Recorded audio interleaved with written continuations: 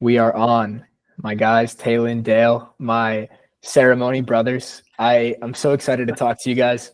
And, last night I was watching a documentary about Aaron Rodgers, NFL quarterback, and he mentioned something. He's like, you have friends, and then you have friends who you sit in ceremony and do ayahuasca together with, and there's just like a deeper level of knowingness and a bond. And I thought of you guys, and it was pretty divine timing that I listened to that last night, and then we're recording this today. So yeah, I'm just super stoked to talk to you guys again. It's been like 5 months, I think, 4 months since we were in ceremony together. So super grateful and excited to dive into it. But first, I'd love if you guys could intro who you are individually and like why we're on this together and what you do collaboratively together and how you know each other, all of that. Sure. Yeah.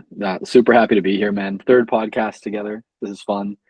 And yeah, sitting in ceremony. I guess we've sat in ceremony twice now. Well, I guess a lot more than twice technically, but 2 different like sessions where we went to do it.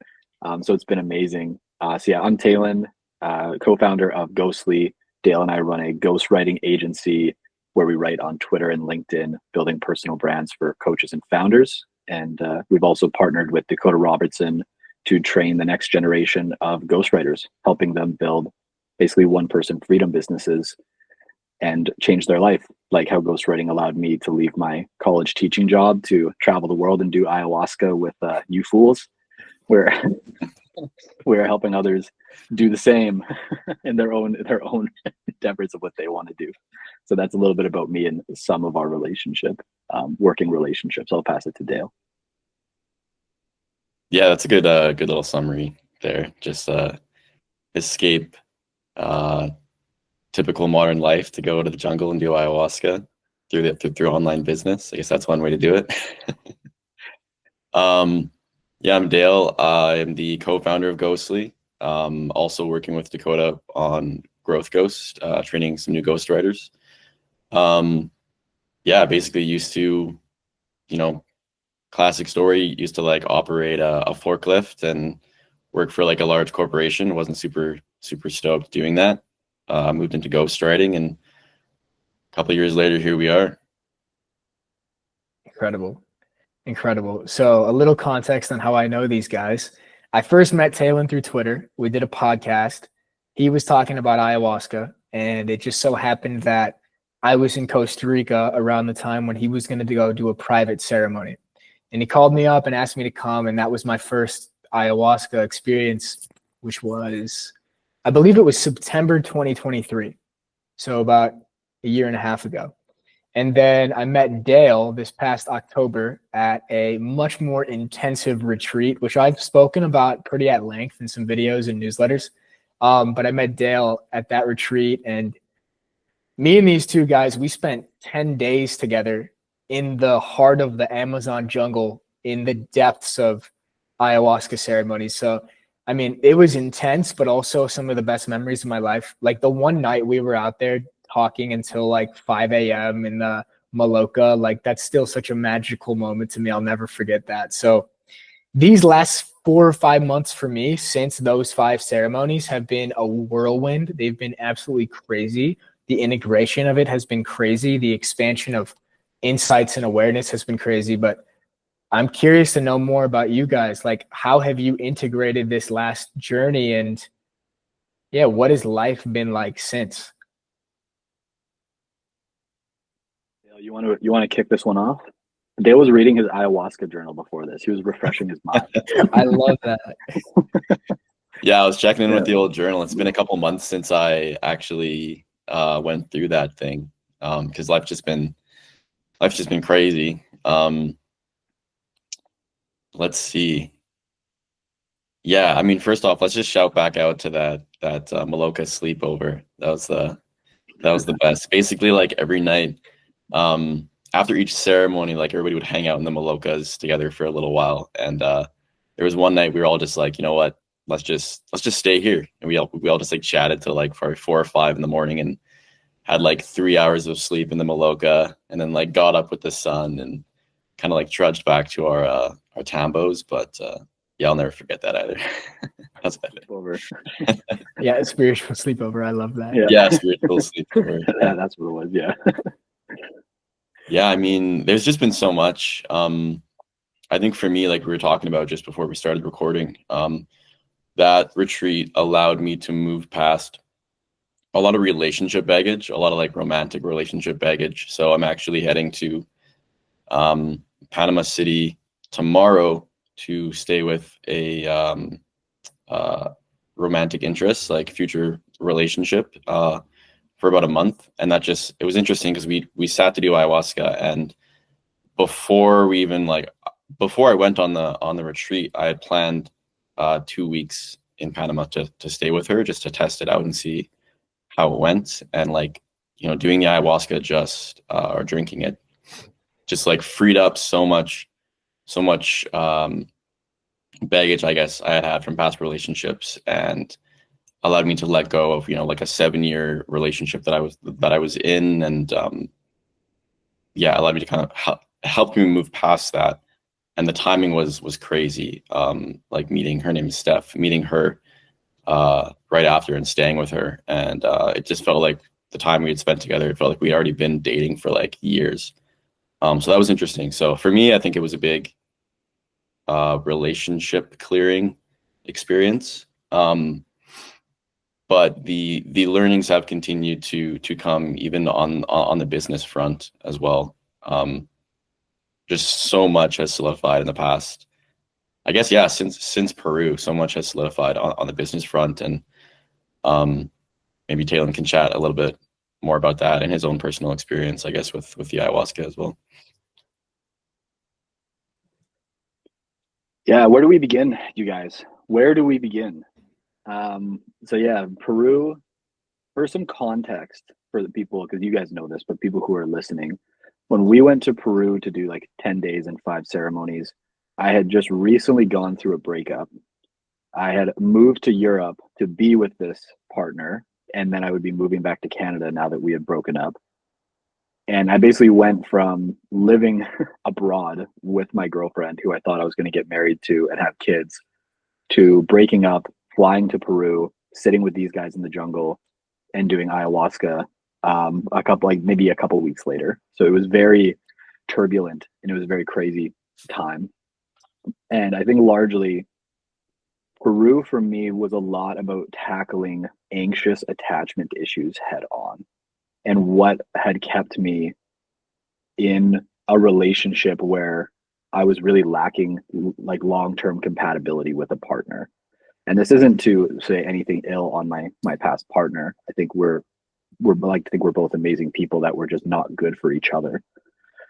But it was definitely interesting sitting in ceremony with you guys, like when you're grieving a breakup on a psychedelic and feeling those emotions like 50 times more intense. And it didn't feel like I was healing from this breakup, though. It felt like deeper than that. Like the ayahuasca said, there's an underlying problem here of anxious attachment that you've had your whole life, and we need to heal that so this doesn't happen again. And I would say that since coming back and integrating, I've noticed that I'm attracted to different partners now, that I began to heal more. And the healing hasn't just ended with the ayahuasca. Like, Jack, you'll find this kind of funny because ayahuasca is so somatic. I was driving home from a forest spa the other day where Dale and I were doing a sauna and an ice bath thing, and my body was feeling really relaxed. And I just all of a sudden knew intuitively I had to pull over on the side of the road and have a somatic episode. Like something just had to come out. So I was just like in the middle of nowhere. Like there's no cars, there's no one. I'm like screaming in my car. I'm like stretching. It looks like I'm having like an exorcism, which like people who have done I might understand, or like any somatic therapy when you're just letting all that stuck energy out. And it just went on for like an hour in my car where I was just like feeling through everything. It felt like all this stuck energy was finally coming out. And it was after that I felt like a lot of those anxious attachment issues were less, and I noticed I've been attracted to different partners since then. Like a lot of that has come out, and I don't want to end up in relationships that make me feel so anxious anymore. And a lot of that started with that retreat in Peru. So that's been a really, really beautiful 5-month healing journey, I would say. That's so fascinating about the shift in who you're even attracted to. Like, what have you noticed are the differences from the before and after? Well, my ex and I more recently did a call to just bury the hatchet on some things. We took some time and some space. And before, when her and I would break up, we would do a call and we would be like, oh, like we're both seem like we're in a better place. And then we'd both talk about getting back together. But this time we did a call, and from like an emotional and romantic standpoint, I was on the phone with her and I just remember feeling like I'm just not romantically attracted to you anymore. Like, I think you're great. I have nothing but love for you and respect. But there was no part of me on that call that was like, oh, I'd love to be in a relationship with this person. That part of me was just gone. And there's been another woman that I've met since then who's been pretty incredible. And she's a very different archetype. And I'm more attracted to her, which has been really cool to see. Like, oh, I'm actually attracted to different types of women who make me feel a different way, who make me feel more safe and emotionally heard. Where before, I was attracted to the women who made me feel like I was not enough. And that's been a big shift for me. Wow. Incredible. Yeah, I love also that you touched on like the healing. It doesn't go away the last ayahuasca ceremony. In some ways, it actually just begins. Like, I still feel very much like I'm integrating all of this. I think I heard somebody say it takes like 9 months to really integrate it, like to become fully reborn, like a baby. So I'm still very much integrating it, but my perspective on life, on business, on everything has pretty much significantly shifted. And so I have a few different subtopics on this, but because a lot of people watching this are probably going to be business type of people, creator economy people, like, how has sitting with ayahuasca changed how you view and play the game of business? Dale, do we want to rock, paper, scissors for this one? Who's going to go first? Or do you want to take it? Dale's in deep contemplation right now. Yeah, I'm in deep contemplation. Well, it's funny, right? Because everybody thinks, like, we've talked to some of our friends about ayahuasca, people who, own businesses or they're very entrepreneurial. And one of the first things they say is like, I'm afraid to do it because I think it's going to make me lose my drive and it's going to make me lose, this sort of engine that's like keeping me pursuing my goals, and it's going to make me lose my edge, and I'm going to want to be a hippie, and I'm not going to care about money anymore, and I'm just going to go live in like the forest or something like that, right? And whenever people say that, like, Taylin and I are always just like, dude, it's actually like the opposite, like, in a way, right? It's kind of like, I think it makes you a stronger business person because in my mind, it kind of purifies your drive. It purifies your intention, right? It's not like if you're running on, if you're as an entrepreneur running on shame, right? Running on like, oh, I need to prove everyone wrong and all this stuff. In my mind, it's not going to necessarily just deplete that and remove it. It's going to replace it with a healthier drive. Like, it's going to put you just on a healthier source of energy, right? Because at the end of the day, like, entrepreneurs who run on that stuff, I feel like they're not happy, for one, because they're just putting all this energy out that's not actually coming back to them in a healthy way. And I think they just burn themselves out in the long term, right? So it's kind of like, to me, an alignment of what am I doing and why am I doing it? And it's kind of puts you on a track for like a stronger why, not necessarily getting rid of your why, but being like, okay, why am I actually doing this? And what can, a healthy work-life balance look like? Yeah. In my mind, it puts you on a track to just be a happier person. So it helps you kind of be an entrepreneur, but also just be happy. Like, why are we doing this? Why am I, like, at the end of the day, why are we in business? Because we want to afford a certain level of freedom. We want to kind of get to this place of like success, right? But in my mind, like, the ayahuasca helps bring that forward. in your life in the same way that meditation and Buddhism and things like that do. But not necessarily as like, okay, I've made it, but more so as a source of fuel of like being present in that now and being present in that happiness and using it as a source of like motivation. Like, okay, like this is working. I'm happy. Like, let's keep going. Let's get happier. Let's get better. Right. I love that.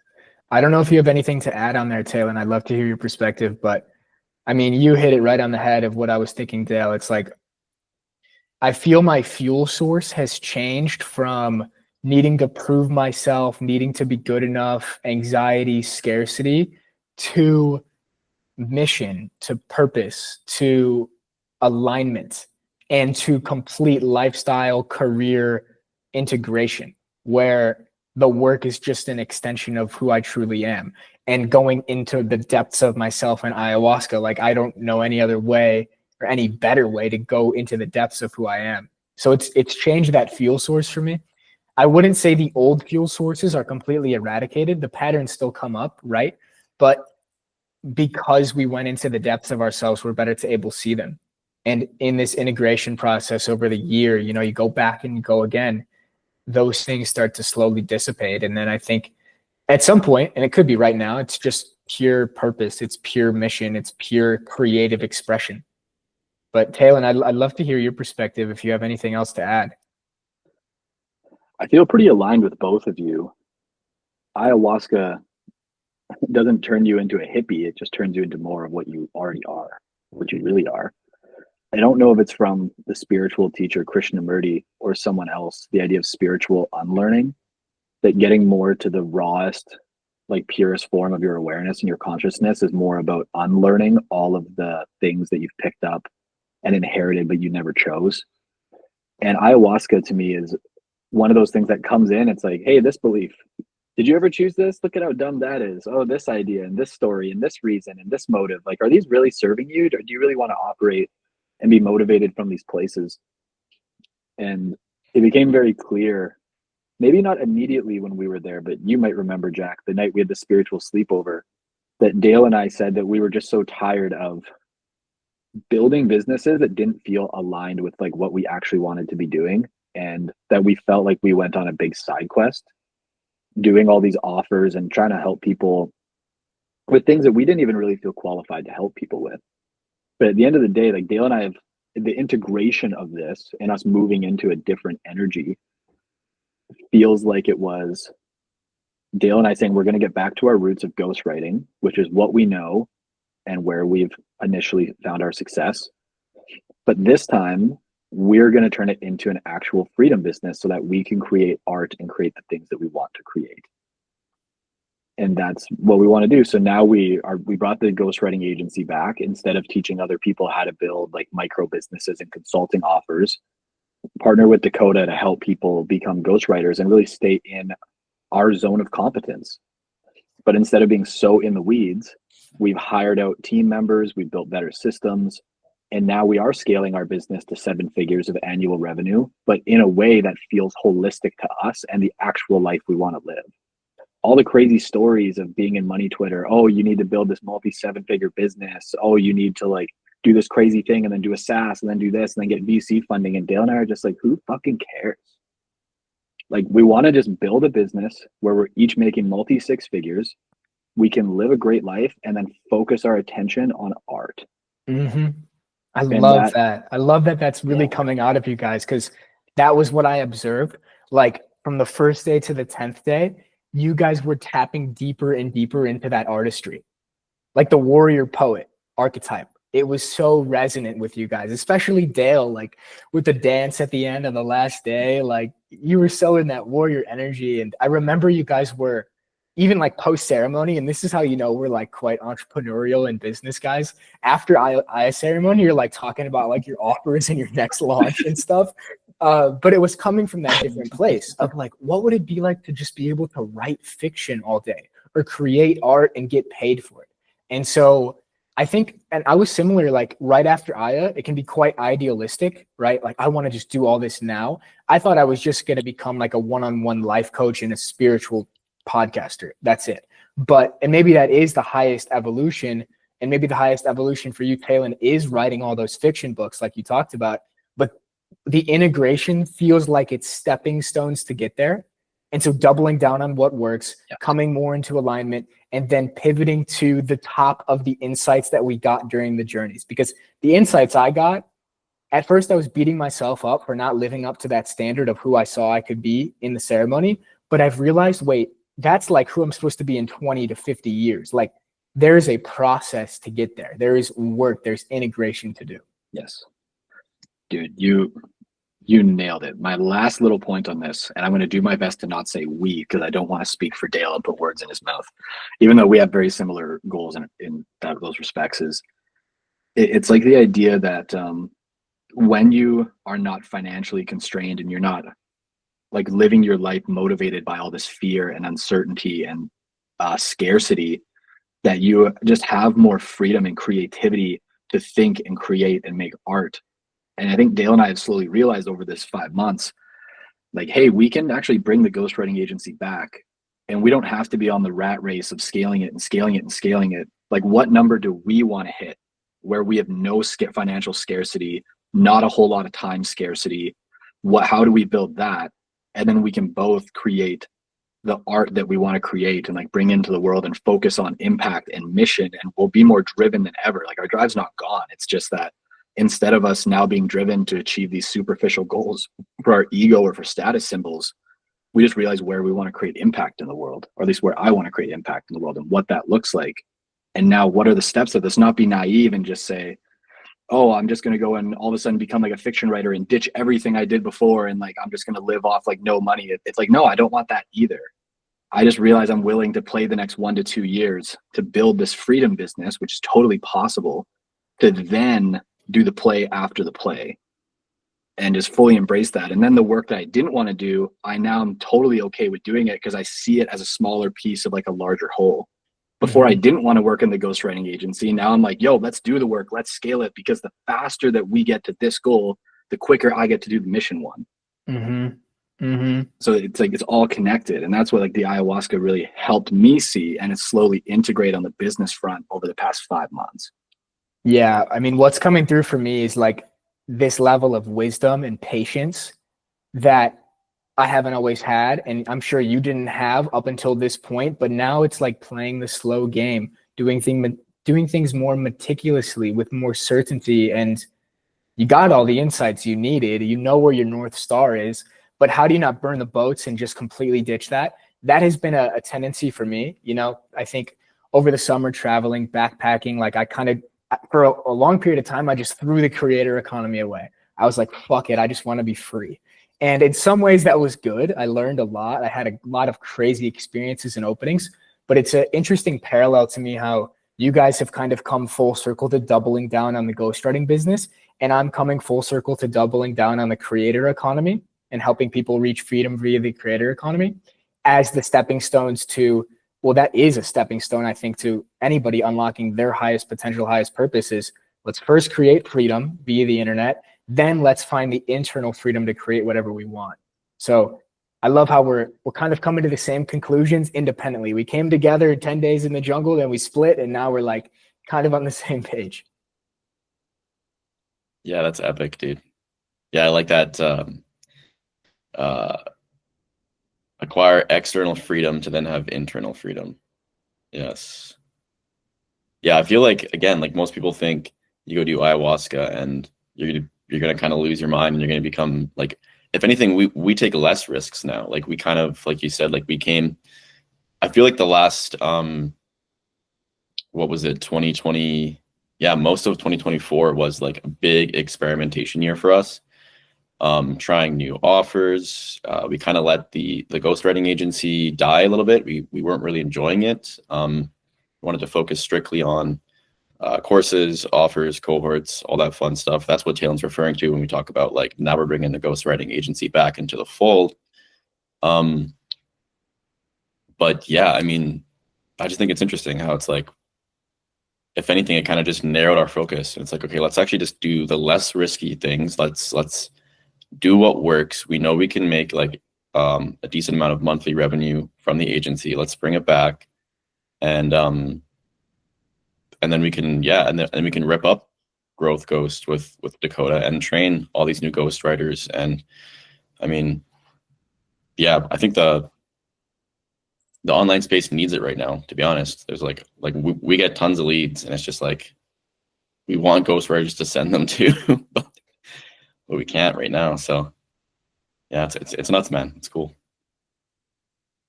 Jack, one thing too that Dale and I came to the realization of was we scaled our ghostwriting agency before when we were so new to entrepreneurship, and we didn't really know what we were doing, and it really sucked, and it really tainted ghostwriting for us for a long time because we were so burnt out. We had so many clients. Yes, we were making more money than we'd ever made, but we didn't enjoy it, and it made us think that ghostwriting wasn't for us. But I've since reflected and realized it's not that ghostwriting wasn't for us, because at least for me, the lived experience of getting into ghostwriting is the thing that changed my life. Out of everything I tried before, ghostwriting is the one that completely radically gave me the coolest life that I actually loved. It was that I just implemented everything the wrong way. I didn't have the right systems. I didn't hire the right team members. I was doing too much myself and trying to do everything when I was supposed to just focus on the things that I'm uniquely more competent in or have more energy for. And now that I'm trying not to say Dale and I, but like these were decisions we made together. Like now that we've hired the right people, we have like a stronger team of writers, we're getting more leads than ever.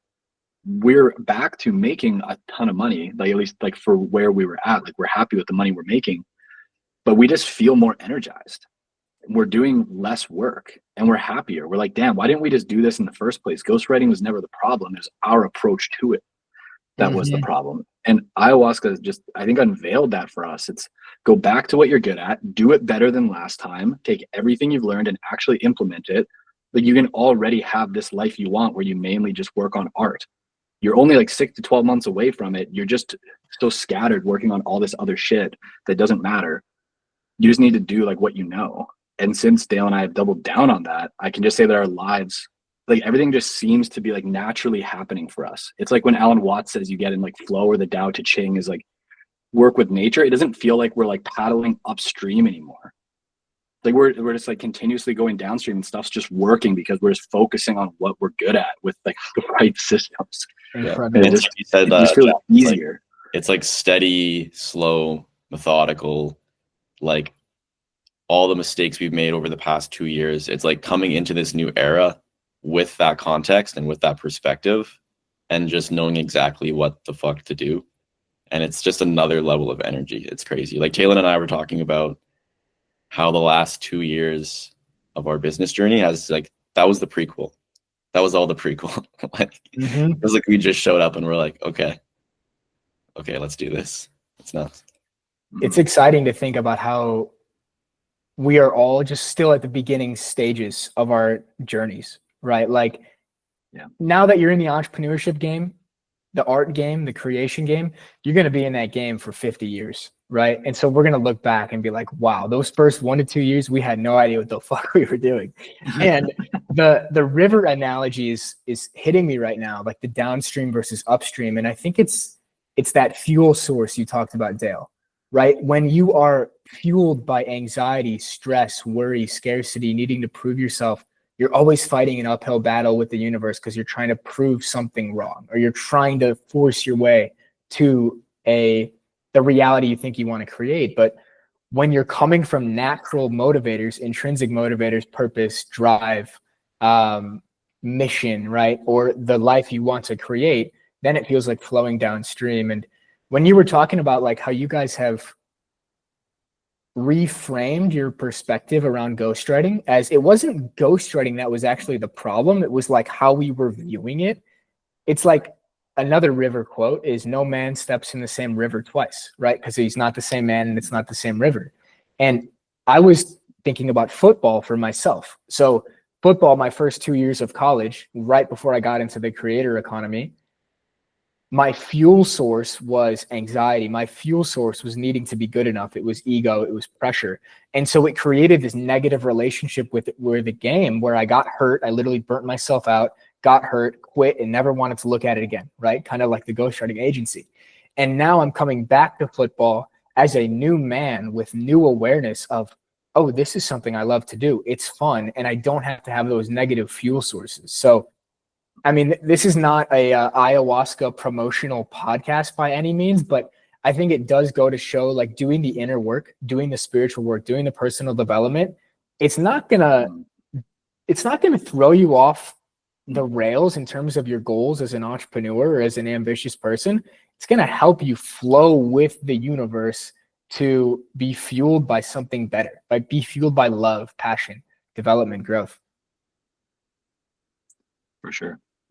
I couldn't agree more. That leads me to the next question for you, Jack, because you're the anomaly of everyone, because most people do psychedelics and drop out of college, but you did psychedelics and went back to college. I love that. What's that experience been like for you? What is it like going back to having so much lived experience and online business experience, and then going to be with students who don't have similar worldviews and lived experience, and just what has that been like? It's been a wild journey, dude. And the psychedelic comment, it's like the first 2 times I did psychedelics, yeah, I dropped out of college pretty much. But then after doing so many and going so deep into ayahuasca and my own soul and realizing I wanted to play football, then it brought me back full circle. So it's been a wild transition, dude. I mean, I've only been back for 2 months, but like the first day being back in the classroom around all these like 19-year-olds in this freshman communications class, I'm like, what the fuck is going on? So it's been trippy in some ways, I would say. It's also been beautiful in some ways, like seeing the kids who are like 19, 20 trying so hard and they're studying so hard, and it's almost like kind of sweet to witness. Now, for myself, it has been, and I feel like I'm just really figuring it out. It's taken a while to figure this out. How do I balance everything in my life, right? I think I'm here for a reason, to learn how to juggle a lot at the same time. And so I took for granted some of the freedom that I had in entrepreneurship, right? Like being able to create your own calendar, only taking calls at this time, creating your own workflow, daily work blocks, etc. And now it's like I have the external constraints of, I have 4 classes on Monday from 9:30 to 5:30 and football lift and football practice. So because this is all still my purpose, like podcast, creator economy, consciousness, how do I create the space to still have that as a priority with all the external constraints? So it's forcing me, in a way, it's actually a blessing, because it's forcing me to think smarter with my time. Because now it's like Parkinson's law, right? Work expands to the time allotted for it. So if I have 6-8 hours a day, naturally, I'm not going to develop the systems or something I'm doing a lot recently is using both content and educational material. So I'm recording one course here for a cohort and simultaneously going to put it as a course on a stand store, and I'm going to add it as a bonus to this other thing. So it's like, it's making me think more strategically and like multi-dimensionally, because I have limited time of how do I use as much as possible. I will say it's been tough a bit. Energy levels have been tough. I'm only really getting it now. I was burning myself out a little bit, like repeatedly, just like trying to do so much, wake up at 5 a.m. Like it's not sustainable. So I'm coming back to actually more balance and more alignment and more harmony. Amazing, dude. Amazing. Appreciate you asking. Yeah. It's been a wild journey. How you do it, I don't know. Creator economy and university and football. That's just crazy. It's a lot. It has me so excited for the future I can create again. Because it's like I'm reliving the first time in college where I realized, holy shit, I don't want to work a 9-to-5 job and I want digital freedom. And so now I'm here again. And I'm like, okay, now I've already tasted that. Wow, it's incredible. I feel even more fueled to create the most magnificent life because I'm back in the matrix. I'm back in the society that I don't really want to be in. So the follow-up question for you on that, Jack, is what is it like talking to students and being surrounded by people who don't know about creator economy? They don't respect or even see value in the opportunity. They have maybe limiting beliefs. They've never done psychedelics or Aya, and they probably think that they're just nuts. Like, what is it like to converse with those kind of people and have them ask about your lived experience, and what kind of responses do you get? Another great question. Sometimes it's quite funny. Like my strength coach, he knows about Aaron Rodgers. He's heard about ayahuasca a little bit. And so I like messed up one of the days. I was like, oh, we're doing this on Wednesday, right? And he was like, no, dude, it's Thursday. You're drinking too much of that ayahuasca. Like, he doesn't know how to say it. He actually said to me on the first day of Lyft, first day I ever met him. This dude's like 26 or something. He's like, dude, you just seem like one of those guys that like does ayahuasca. And I'm like, that's fucking crazy that you know. But it's interesting. And as far as teammates and stuff, it's really interesting to be back in that reality and just be like one of the bros on the football team, and like not need to talk about the creator economy, not need to talk about psychedelics, not need to talk about spirituality. I'm open and available for if those conversations arise. But I think it's just so abstract to the average college kid that they don't even ask. Because I have kids on my team that watch my stories on Instagram and read my stuff, but like it doesn't come up because I think it's just so wild. But there's been a few little signs of like people that are interested in the creator economy. So like one of my friends, he's super into fitness and health, and he's like, dude, I think I could like help college kids like create meal plans and get in shape.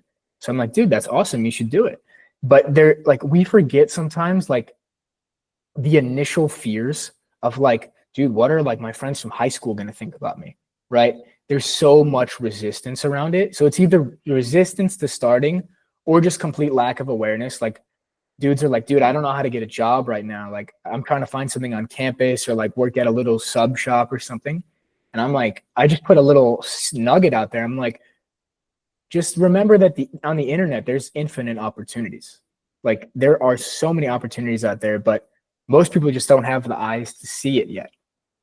Yeah, they lack the awareness.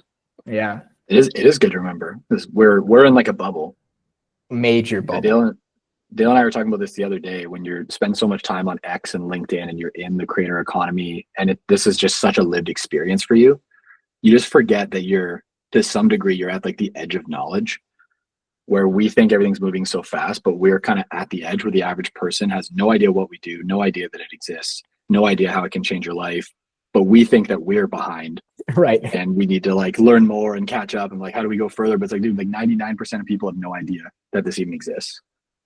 Yeah, even in I'm sure you've seen this in your own marketing as well, Jack. But even on like our marketing, we sometimes have to take like 5 million steps back and be like, okay, because we've gotten so many benefits from this lifestyle, we have to like remember that other people don't know that. Like me, I have to put myself back in my own shoes. Like 3 years ago, when I had no idea that like ghostwriting was gonna work, I had never even written on Twitter.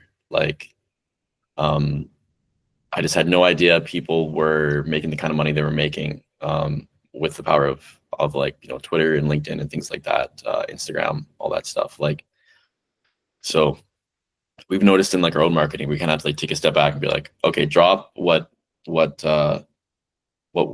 we know, like, and everything that we've done, and of course introduce that and let people know like, hey, we've been able to travel, and we've made X amount of money, and you know, all that stuff. Like, you know, got to do a little bit of that flexing, I guess, just to drive it home and be like, this is actually the life we're living. But at the same time, yeah, you kind of have to like step out of your own perspective and get back and get into the head of people who are like, you know, understandably, who think social media is toxic. Like, we had a post that went out today about that, where it's like, I used to think, like, I still think social media has levels of toxicity to it, and that's a whole nother conversation. But it's like, that's a thing where it comes down to how you kind of curate it. It's exactly like consciousness and reality and what you're paying attention to, but it's just online instead. It's like, who are you following? How are you curating your timeline? Like, are you using social media time to be like scrolling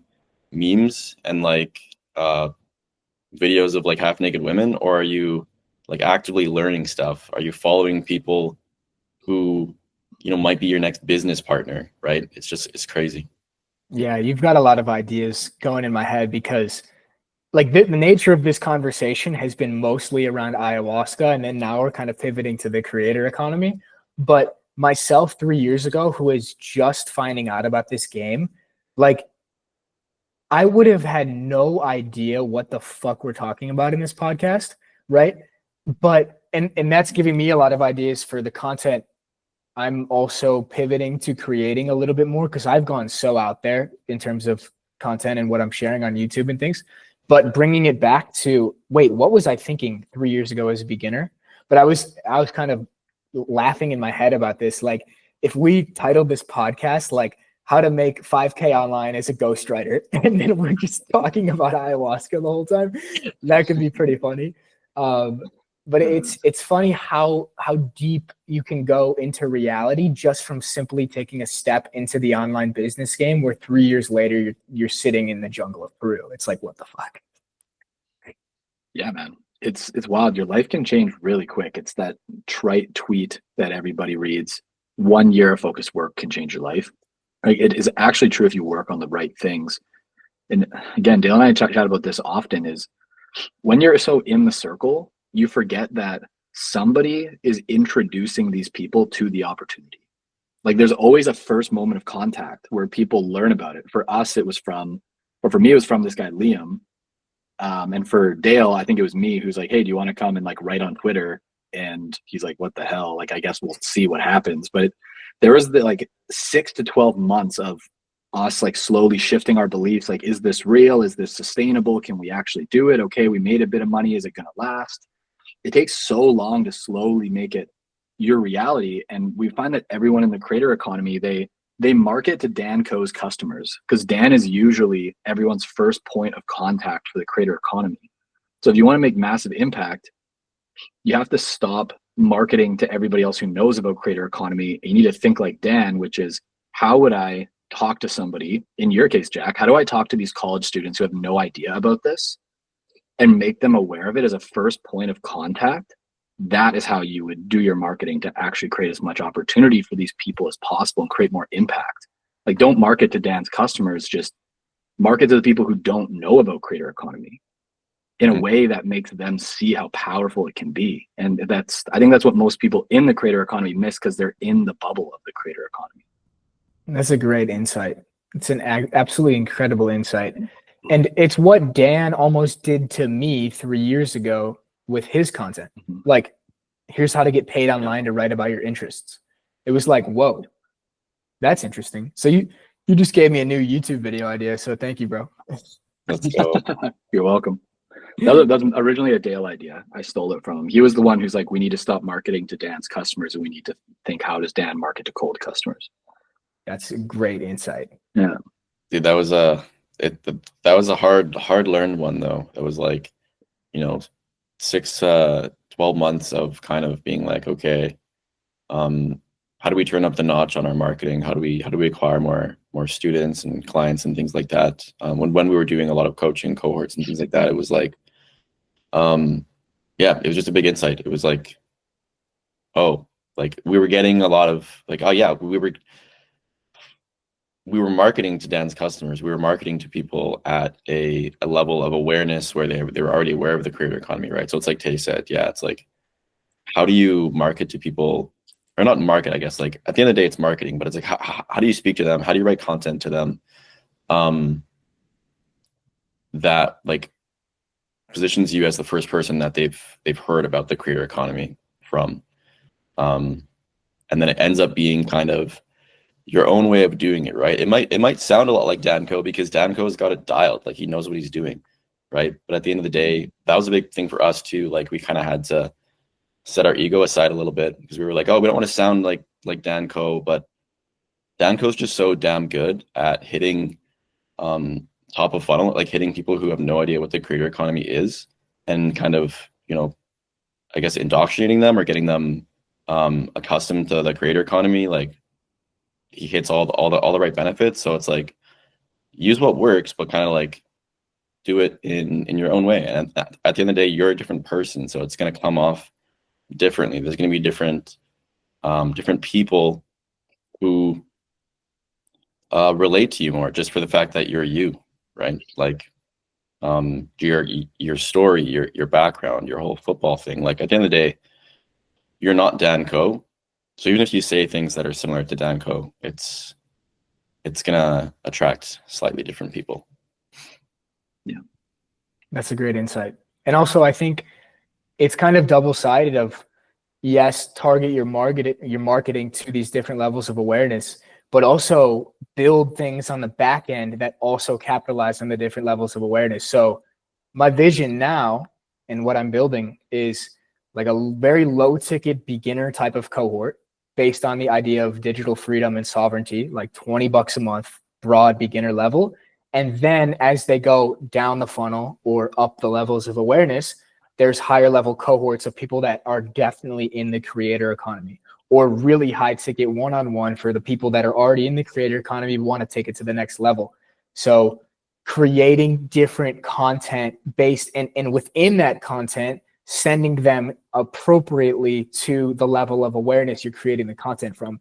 And this is why, like, what better way to market and serve and teach and build a business than to raise your consciousness to the point of being able to see the game from this zoomed out perspective. Yeah. Dude, yeah. That's why what's the common joke? Everything is just a skill issue. It's like, I kind of believe that. When we were talking earlier about ghostwriting, it's not that ghostwriting was the problem, it's that we were the problem. Like, we weren't the people who could implement the opportunity with the right knowledge and the right level of awareness to achieve our goals. But now we are. Mm. We were touching on insights a little bit earlier, kind of to circle back to the Aya. Like, now that we're 4 months out, what insights stick with you guys? Like, do things pop up quite frequently that you gained there? I would say I still have things pop up from the first time we did Aya in 2023 that are like things that my subconscious mind was trying to tell me back then that only are starting to make sense 2 years later. Right. But definitely some of the more intense moments for me where the deep healing had to be done still show up. As you guys know, there's that joke that I went into that one ceremony. I'm ready to have a good time. I'm ready to be pumped up. This is going to be so fun. I'm going to change my relationship to the medicine. It's going to be beautiful. And I had one of the darkest, maybe the single darkest, like most challenging experience of my life over the next 6 hours. That ceremony comes up for me a lot, where I just will think about it, or I'll be in a spin class and just like really giving it on like a really good climb, and then my heart rate's up, and all of a sudden I just think about that ceremony, and it's like my mind just starts to process it because it was so intense. So I would say for me, a lot of it was just getting rid of the anxious attachment issues, or starting to shed those. And I think a big underlying lesson for me that I've started to embody more is valuing my own thoughts and opinions more than the thoughts and opinions of others. And just realizing that I was living as a person that is like, I don't want to stir any feathers with anyone. So I want to show up as this version of me for this person and this version of me for this person. And you start feeling so split, like your words and your actions contradict each other. And then this person would be disappointed because, hey, you told me this, but then you did this, but then I would try to appease them. And then this person would be disappointed. So I would say this, but I would do this. And now I'm just remembering to return to my intuition and my close friends who I respect, who have the lives that I want, such as Dale, yourself, Dakota, my brother. Like, hey, am I okay with what I'm saying and what I'm doing? And would my close friends respect this decision? And if the answer is yes, I just don't care what anybody else thinks. And just really doing my best to embody that lesson so much. And that's still something that I'm integrating and learning, but that's been one that's showed up for me a lot. And that's helping me fix that underlying anxious attachment of I want people's approval. It's like, no, I actually want my own approval, because that's when I feel the best. That's incredible. Yeah, I could feel that. Like, that feels deeply embodied. Yeah. And like I spend a lot of time with this guy, and it is like physically and energetically embodied for sure. Since Peru, it's been amazing. So huge Tell kudos. me about this. So you guys living with each other, and you've been friends since before. What have you seen in each other change post this ceremony over the last 4 months? I've seen. I think I've seen Taylin, like reflecting on what he just said. Like I've seen him a lot more stable in his own opinions of himself. I've seen him. I think we go through periods of like kind of like we get kind of in our heads and we overthink and things like that. But I've seen him be able to pull himself back from those periods with like a large amount of agency. Like I think he knows how to like self-regulate himself and things like that. Because like obviously we're all familiar with the path of the entrepreneur and how much stress can be involved in that. But yeah, the amount of like I don't know, it's like a next level of sort of self-preservation that I've seen in Taylin, which is huge. Incredible. Thank you. Yeah, for Dale, it's been like a big arc, I think, for him, not only from Peru, but even from the first time we did Aya and getting into online business, of overcoming his own imposter syndrome of being like, hey, I used to work at Pepsi as a forklift driver, and now I'm all of a sudden interviewing 7-figure, 8-figure entrepreneurs and saying that I'm a marketing expert and saying I can help other people. And I'm not sure like if that's really who I am. And almost like his opinion of himself and his self-belief didn't match his competence and his skill. But Dale has like more and more just embodied like pure confidence in himself and like in his capabilities. That he's just like, oh yeah, I can take on this client and I will get results. Oh, I can hop on this call and like I can hold my own with like an 8-figure entrepreneur and I know what I'm talking about. I can just do the work and I can get the results.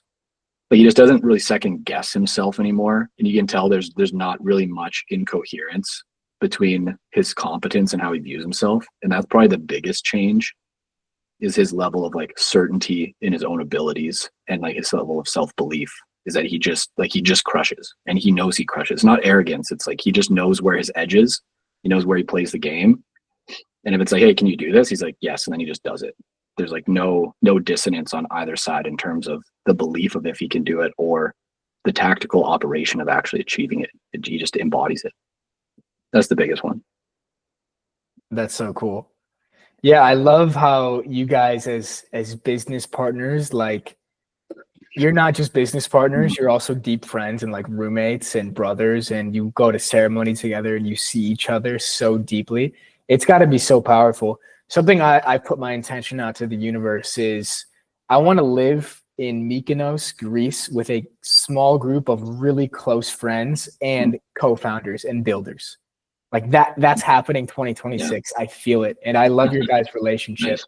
And for everybody out there, you might not know Dale because you probably know Taylin being the front facing guy, but Dale is like the secret assassin, like behind the scenes. Like I didn't know it until I met you, but I was like, wow, like, because on the front, it just looks like Taylin's the guy running the ghostwriting agency and has the business, but you guys together, it's so potent and it's so powerful. And you kind of break down the trend or the one angle of looking at the creator economy of the solopreneur route. And that's something I've resided more in. Like I love doing everything myself. I want to be solo, but maybe you guys, could you speak on like the power you've found of having a team and having co-founders to build with, not only just co-founders, but somebody you deeply trust on a deeper level than just business partner?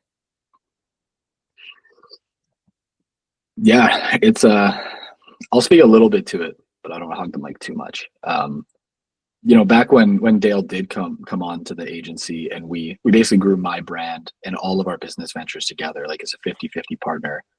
My close friends and my mentors like told me not to do it, and that it wasn't smart, and that you shouldn't give away equity and you shouldn't do that. But I just intuitively knew that it was the right choice and it would take us to greater heights.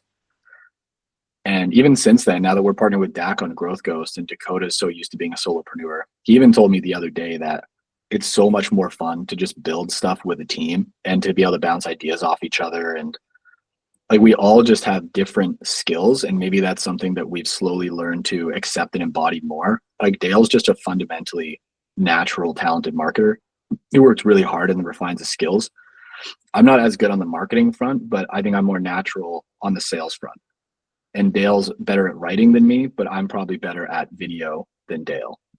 And we've, instead of me being like, oh, well, like Dale's really crushing it with written and with threads, like I need to get good and I need to be equally as good. I just like don't even think that anymore.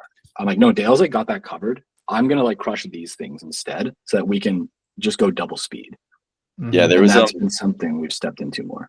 Yeah, I remember there was a turning point for us mentally, actually, where it was like both of our confidence was lower, because I would look at Taylin and I'd be like, fuck, like he's crushing it, like on video, he's crushing it in front of like groups of people, teaching and things in our cohort, like he's very well spoken.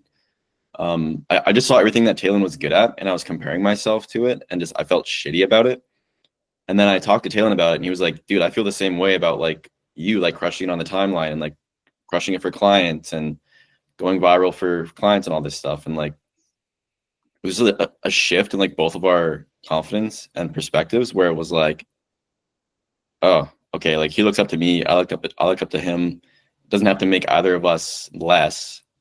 It actually makes us more. So it was like a shift from being like almost not putting each other down, but like us putting ourselves down, to like the opposite of that. And then from there, it kind of just kept going. Agreed. Yeah. That's so cool.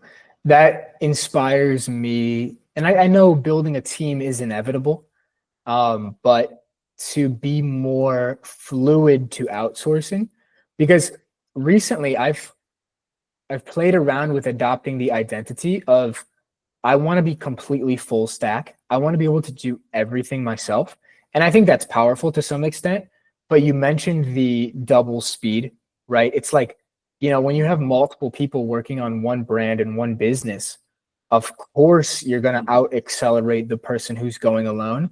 Now with AI, that could possibly change if somebody really has all the modern skills. But even just from like a camaraderie and motivation perspective too, it's like, you know, if you're a solopreneur and one day you don't feel like doing your work, nobody's going to know. But if you have your friend calling you, you're like, dude, what's up? And then you can work together. It just seems fun. It's like playing a video game is more fun when you're playing with your friends. Yeah, totally. And a lot of people say too, like don't do business with your friends. And I get why people give that advice, because I think there's certain types of friends that probably shouldn't do business together.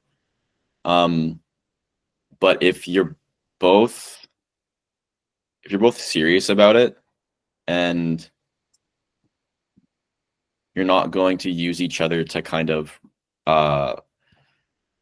sort of like procrastinate too much, or like relax too much, or like bullshit too much. Because like, I'll be honest, like there are days where Taylin and I are just kind of both procrastinating the work we need to do, and we know it, and we'll kind of like be like, oh, we're just talking strategy, like we'll talk business, and it's like high level strategy, but at the end of the day, it's like, no, we just need to do these very simple things, and we're just kind of procrastinating, and that'll happen sometimes. But I think it's like just next level when you have someone you have complete trust in, and just like a ride or die, that I feel like we never really have to worry about.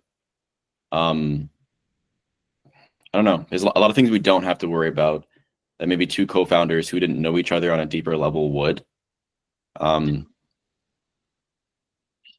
Yeah, that's my thoughts on that, I guess. Dale's right. Like it comes with pros and cons for sure. I think Dale and I work really well together, and we're still learning how to work even better together. Because there's like, I'm someone, like, for example, like one area where we do struggle sometimes is I'm someone who speaks to think, and Dale's someone who thinks to speak. So sometimes he just needs to like cook, and you need to leave him alone, and he needs to just think things through. But then I'm like, hey, I can't really get this work done until I really like speak this through. But that really like hinders Dale's ability to operate in that day. So I've had to learn more too. Like, okay, how can I just speak this into AI and think it through? Like maybe just sit on this. Maybe I don't even need to go to Dale about this. And there's been definitely things like that we are helping like refine each other with. But what makes it work, and something that we're still stepping into more and more, is just having a stronger ability to call each other out, and that we both don't have any ego involved. Like Dale can literally just say, yo, dude, like I think you just need to like get this done, and like I'm kind of tired of you just like talking to me about it. And he might not say it that bluntly, like he'll say it with a bit more tact. But like sometimes that just needs to happen for me to sit there and be like, oh yeah, you're right. Like, fuck, I didn't even notice. And then I'll just go and lock in and finish it, which happened with like a lead magnet a little while ago. He's like, I think we just need to get this shit done. And then the next day he woke up and I was like, hey, I cooked the whole lead magnet last night. It was like one bowl. And sometimes you just like need to call each other out, and you have no ego involved. Like this wouldn't work if Dale called me out and I got all defensive, was like, well, I can't do the work unless blah, blah, blah, blah. Like we don't have that kind of relationship. We're just like full transparency. Yeah, you kind of leave. It's like having a balance of like, yeah, we're friends, but we're also business partners. And there's some things that live in friend like land, and there's some things that live in business land, and you just know what's sorted where. And things in business land just like need to get done, and there's no hard feelings about it. But things in friend land are different. Incredible. It's a work in progress. There's no such thing as perfect balance. You know, sometimes I go a little bit more and where Dale's kind of checking me, and sometimes he goes a little bit more where I'm checking him, and we slowly learn how to just like handle each other's gaps. And we always just, when it gets out of equilibrium, one of us just brings it back, and then it kind of tilts again, the other person brings it back. And it's like just trying to keep it as balanced as possible, but accepting it's never perfect. Yeah, it's actually funny because we have this rule that like I guess it doesn't necessarily always apply, because there are days where we're both hyper focused and we're both getting a lot of stuff done. But I find like if I just had like a super hyper focused day, like I just like locked in and I got like a week's worth of like writing done, I'll like go upstairs and Taylin will be like, oh man, I just can't focus today. And I'm like, oh, it's like the rule of it's like, I don't know, it's like a rule that we have. And then it's like, I'll find like opposite sometimes. Like the days that I can't focus, Taylin will come downstairs and be like, dude, I just finished like so much work. And I'm like, bro, well, at least one of us is doing it. Like, yeah, which is nice. So we're always cooking. Like I'm actually quite sick right now. I like took yesterday off, and I'm taking, aside from this and one call, I'm taking the whole day off. But Dale's just like cooking. It's awesome. And then there's, you know, he's about to go fly to Latin America and spend time with his girlfriend. He's like, yo, I might not work much for the first like day or two, maybe even 3 days. And I'm just like, yeah, it's good. Like I'll be better for my sickness and I'll just cook. And we just like do that for each other, and it works. I love that. It's so cool. It really makes me excited about building this inevitable team. But I want to wrap this up with you guys, if you're open to sharing your vision about something upcoming related to a retreat. Is that something you're open to sharing yet? Yeah, sure. Okay. It's yeah. So we'll add a disclaimer here in this explanation as well. So, you know, Jack, as you know, since we did Master Plant in Peru, we are going to be hosting our own ayahuasca retreat this year. No, we're not going to be like leading ceremonies. We're not shamans here. I ain't that good with black magic, but but we are going to facilitate. We're going to bring 12 like kick-ass creators and friends down. We're going to do like writing workshops, and we're going to actually start bringing people to medicine because of how much it's changed. Like at least it's changed my life so radically. It might be in the single most transformative thing I've done since getting into online business. It'd be amazing to be able to facilitate that change in others and people who feel that that's something that path they want to walk. I'm really excited to do that this year and to take it really seriously and step into a new energy and embody that and lead with like my good friends, lead like a really, really kick-ass retreat in Costa Rica. But we are doing it invite only, not something that can be applied to for the first one, but it is something that we are extremely excited to add to our resume this year, and something that we've lived and done like some lived experience with, and be able to help change the lives of other people in the same way that medicine has changed ours. mm-hmm. Yeah, leading people to the medicine who are curious and who are driven to do so. Yeah, it does feel like a next level of of purpose, I think, and it's a big responsibility as well. But yeah, it feels good. So yeah, like Taylin said, it's not something we're like, you know, trying to get people to apply for, or trying to spread like to the hills and everything. But who knows? Yeah, in the coming years, it could be something that's a little more accessible as these things grow. That's awesome. I'm excited to see you guys step into that, because it feels very in resonance with your North Star of freedom business and helping people first step into the creator economy, make money, but then the inevitable next step is you go deeper into yourself, you gain more awareness, you figure out why are you on this earth. And it's going to be cool to witness you guys step into that. And maybe I'll be joining you. Who knows? Yeah, we hope so. That'd be fun. We shall see. It'll be June. End of June, yeah. I'm going to sit with that. We shall see. That's going to be about exactly 9 months, or about 8 months since the last ceremony. So, dude, I mean, like right now, I'm like, I don't want to go back. but I actually 5 ceremonies was tough. Yeah, it's not going to be like Dieta, quite like Dieta. Yeah, that's refreshing, because that was fucking intense. Now it is something that I'm like, I will be revisiting it because I know it's good for me and it's going to bring me to my highest self. But there's still more foundation to be built. There's still more integration to be done. But by June, I mean, we'll be in touch. I'll let you know. Excellent, man. But guys, you went right to the final boss. You know, like Dale and I are 30. You're what, like 24 or something? You were doing like 5 ayahuasca ceremonies, sitting in solitude in the jungle. Like, dude, you're a beast. That props to you. That was very, very impressive. I appreciate you. And, you know, it's funny how you're stepping into this purpose of actually leading people to the medicine, not facilitating the journey, but leading people into it. That's exactly what you did for me, right? You just put the little curiosity out there, and then me just being a little curious dude, I'm like, oh, sure. Yeah, I don't know what I'm getting into, but now life will never be the same. And I'm eternally grateful. We're just like the trickster, like leprechaun. It's like, come on, dude. Come on, what Jack, an interesting. Come with us. I was reading the trickster archetype right before this. I was reading up on it right before the podcast. What the fuck? Yeah. Let's go. That's awesome. No, but I appreciate you guys. This has been really fun. It's inevitable. We'll probably do another one. Maybe we'll do it in the jungle. Like, who knows? But I really appreciate you guys. This was a lot of fun. Yeah, that's awesome. Love. I have nothing but love and respect for you, brother. Thank you, brother. You too. The change and everything you're doing and embodying. It's epic. Can't wait to sit with you in ceremony again. Yeah, it's inevitable. Also, maybe right before we hop off, you want to tell people about where they could apply Growth Ghosts programs?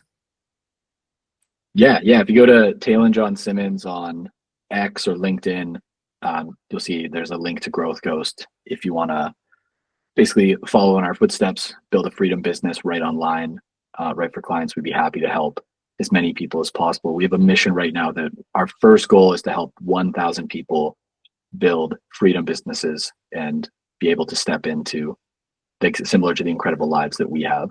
So we want to help as many people as possible who are willing to take the leap and take a bet on that path. So we'd be happy to help. Awesome. And a little side note, I'm a Growth Ghost alumni from the first cohort back in January 2023. And that was a big catalyst for me creating a ghostwriting business, freedom, et cetera, et cetera. So I would definitely recommend working with these guys if you're looking to get into the creator economy. Ghostwriting, I think, is the best first step. You learn to grow, you learn to write, you learn to market, you network with incredible people, and you need 2 to 3 clients to achieve a lifestyle of absolute freedom. So it's a great path. I'm very grateful I took it. Epic, man. Good summary. Appreciate that, man. Yeah. Thank you. Excited for you guys. Thank you, man. Good chat. Until next time. Peace. Till next time.